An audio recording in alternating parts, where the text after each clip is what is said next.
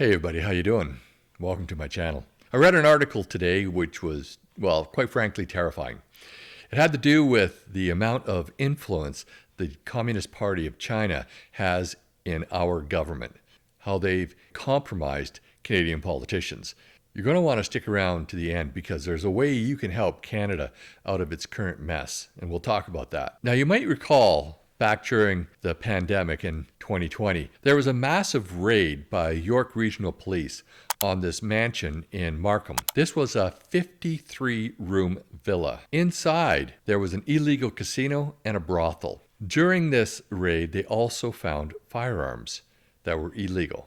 They also uncovered evidence that the Ministry for State Security, China's intelligence agency, were working through proxies. The owner of the house and a company he owned was Anhu, and I know I'm probably pronouncing that wrong, Anhu Friendship Association.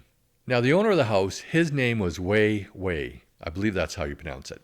The Ministry of State Security uses criminal organizations and wealthy businessmen to do their dirty work abroad so that they can be hands-off and have deniability. So York Regional Police were pursuing charges on the illegal gambling, the brothel, and the weapons seized. But they handed the information they obtained about the Ministry of State Security working out of that casino and brothel off to CSIS. I'm going to read directly now from the article I read today that was published by the Bureau News. And this was a quote that they had put in their article. So I'm quoting a quote. CSIS was aware through human sources that Canadian politicians were at the underground casino, a senior intelligence source said.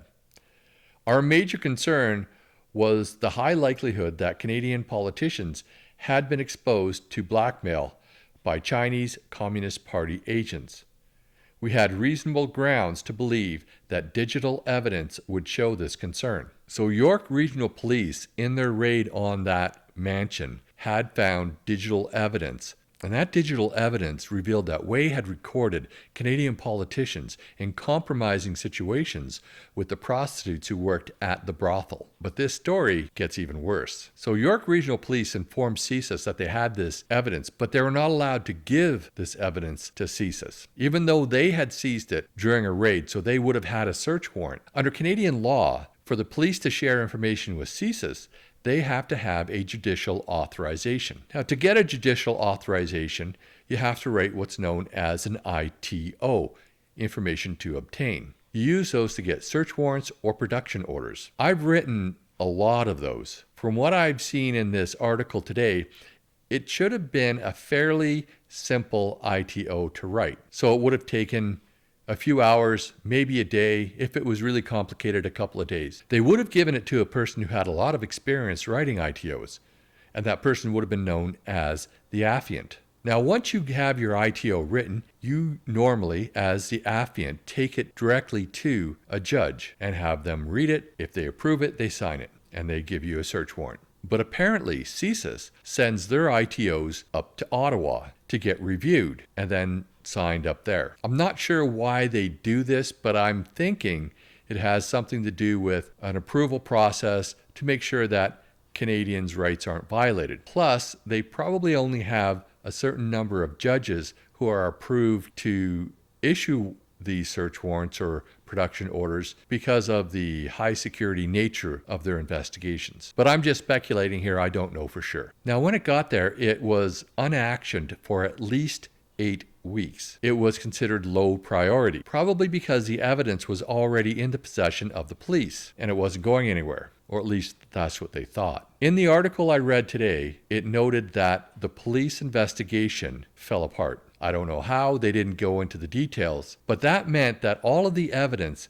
had to be returned to Wei, including the electronic evidence that they had. Wei subsequently fled the country. He went to the Caribbean. So now CSIS doesn't have any of that information. What would it have revealed? We don't know. But this goes even deeper. While they were looking into this, the Bureau News found hundreds of documents relating to federal election campaigns and how Wei's company was involved in those campaigns. Apparently, those documents show a close relationship between Wei's company and senior Liberal Party members that are close to Justin Trudeau, his senior aides, and cabinet ministers. In addition, there's a CSIS wiretap that shows massive political donations from Wei's company to election campaigns, including Trudeau's campaign, and a $1 million donation to the Trudeau Foundation. Apparently, this wiretap was from Chinese consulate officials in Toronto to a fellow named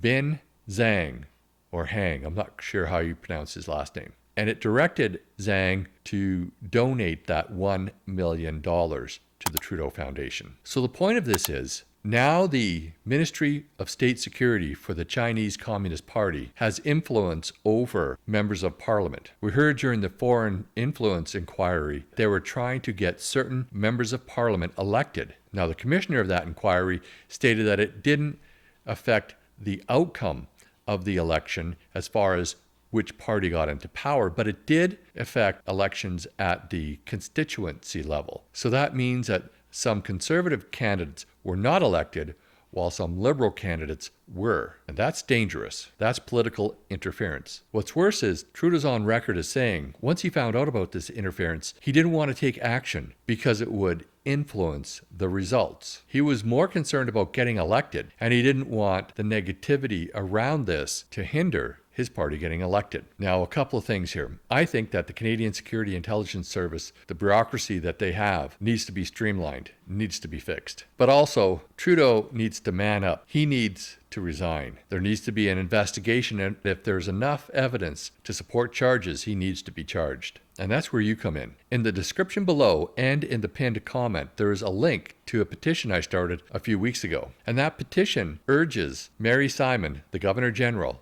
to do her job, dissolve Parliament, and call an election. Will it happen? I don't know. Most petitions are symbolic in nature, but more and more we're uncovering these scandals that in any other decent society would have brought down the government. Why they haven't in Canada? Because our system is broken. And that's why you should follow those links and help try to fix them. And while you're down there, don't forget to like this video, share with your friends, subscribe to my channel if you haven't already, and we'll see you on the next video.